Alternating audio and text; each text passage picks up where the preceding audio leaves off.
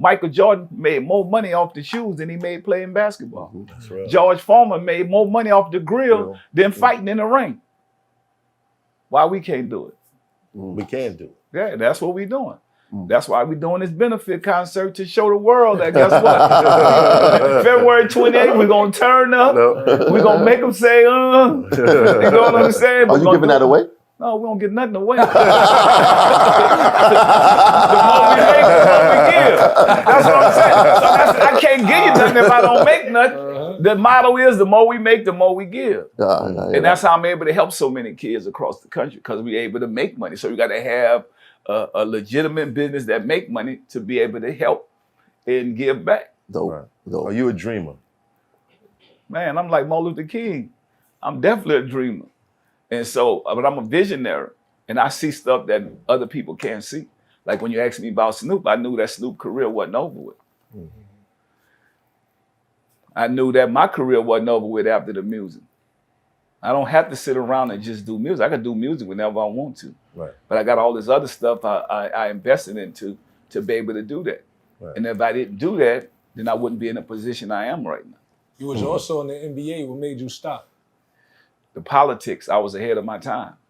So think about it, right? Every NBA game I played in, I did something. So I was the last cut with the Toronto Raptors and the last cut with the Charlotte Hornets. What that tell you? Everybody that's the last cut, they end up calling them back. I'm like, nah, man, I know I should have been on this team. They know I should have been on this team. But my music stopped it. So now if that was been this time, I've been a superstar in the NBA. Because, you know, back then, my music was what the GM told me. He's like, man, you're a hell of a basketball player.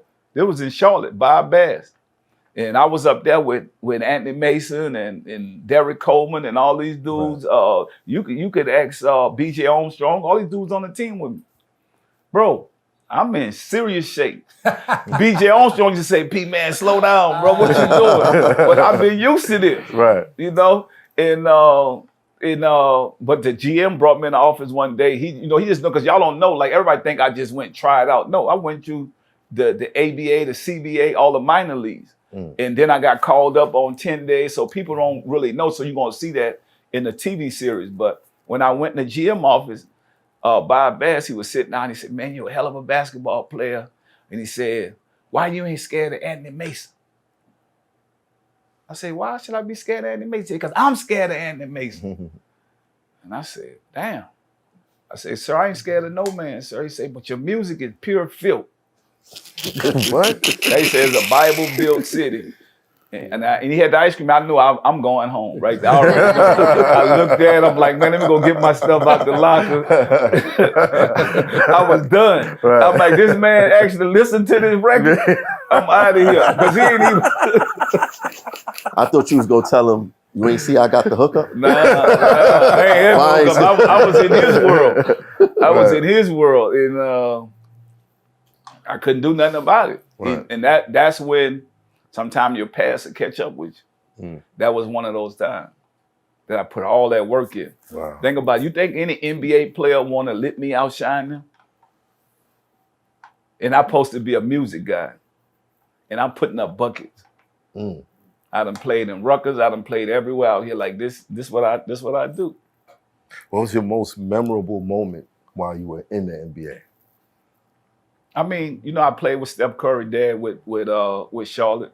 And so, you know, watching him come in, I look at my son like that, not saying, man, he been around basketball. So, you know, I coach Lance Stephenson with my AAU team out here. I coach DeMar DeRozan. So all these dudes I saved, you know, through whatever battles they was going through in life, right? Yeah. And then having my son around, because my son played on every hood team you could think of that I, you know, from the Oakland Soldiers to my Cal Supreme team around Nipsey House. So it's like watching that, my most memorable thing is just watching my kids be around it and now watching what they doing. So when I look at Steph Curry with his dad, I'm like, man, I remember Steph out there with his dad trying, because I brought, and my son was 3 years old, I went to Target and brought the little hoop. Yeah. And so he just started dunking on him. Like, man, this kid, he really liked basketball. And so the one thing I did, I built character. So now when you look at him, he at Houston right now, and you know, why he's so good, I didn't get him a car till he got to college. This is his first year in college. He finally he used to ride his bike to school. And so to build character, you got to make somebody do something that they love. And he showed me that he really loved basketball. And even right now, he ain't starting at Houston. He a freshman, you know, playing at the University of Houston with Coach Calvin Sampson. He got a whole different thing. He like, man, I don't play freshman. I don't care if you scored 30 last year in high school. So, you know, my son my son was like, Dad, I'm going to do what I got to do. It's on me. I got to get better. And he didn't get redshirted. You know, he getting a little time. He doing what he got to do. Right. And he like, man, I want to be the best player I could be in the NBA. I just don't want to go there and then go down to the G League. Right. So, you know, being able to watch that and playing at a high level and have your kids around and not they there doing their thing, that's the memorable moments for me. Do you think there's a couple colleges now that's not really picking up the freshmen? Yeah. Do you think that's a kind of way to kind of like get a little bit more education before you run off to the draft? I'm just blessed that we don't need the money. Because think about it, right? A lot of families need the money. Yeah, that's the issue. You can't be mad at it. I mean, my son was the MVP of Allen Iverson game last year. So, you know, AI told me, man, that's a bad boy, P. What you been doing with him? But I've been training him like he in a project, even though we live in a mansion. Right.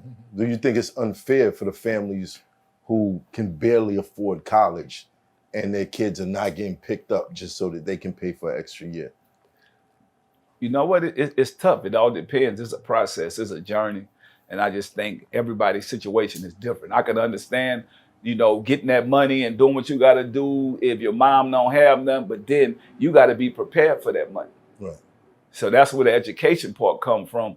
That for me, that I feel like I'm glad that I'm able to give my kids that, because you get that money too quick, you're gonna wild out. I mean, look at what his name was here when LeBron was Lenny Cook. Yeah. Think about it. Lenny Cook was out there doing this thing, and now Lenny Cook, he a changed man. But think about it. Everybody giving you stuff, everybody telling you a pro and all that. What about if it don't happen? Then how many friends you have after that? Right. They gone.